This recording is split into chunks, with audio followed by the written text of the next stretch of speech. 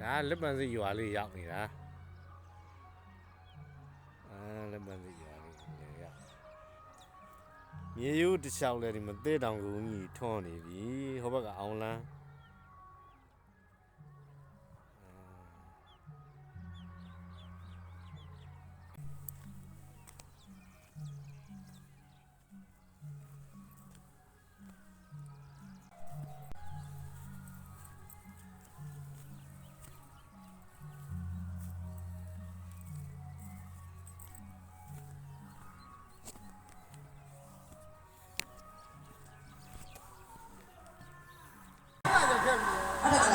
တောက်ကြလေးနဲ့စနေလေးကိုပြုံးကိုရနှစ်ပါးတာဆိုရင်၃ယောက်ကြီးပါလားလို့လာကြည့်တဲ့ပရိသတ်ကအဲ့လိုတွေးလိုက်သေးဦးမယ်နော်အဲ့တော့အတွေးလေးတွေဝင်တဲ့အထဲမှာရှင်းပုံနတာလေးလောက်ရမှာလားလက်တွေဓာတ်တွေဖွင့်ရအောင်မယ်လေနော်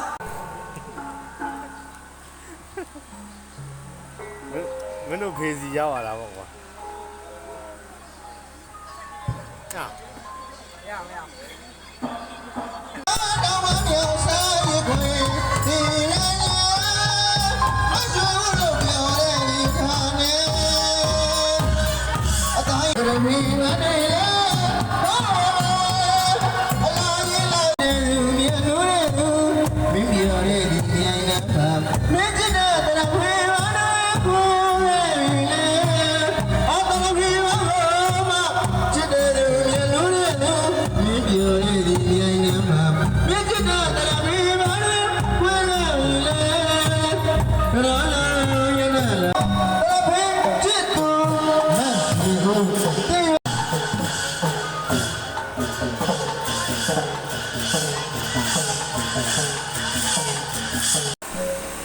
မညို့လွယ်ရှိလားလို့မေးရင်မညို့လွယ်မရှိဘူးလို့ဇာ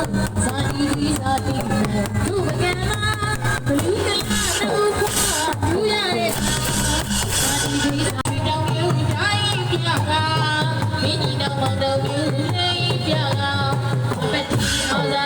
ဦးရနိုင်ရင်သူရှိပါလိ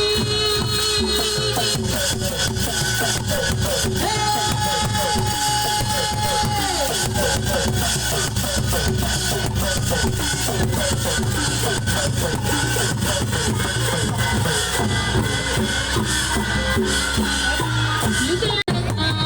ဇာတိဇာတိ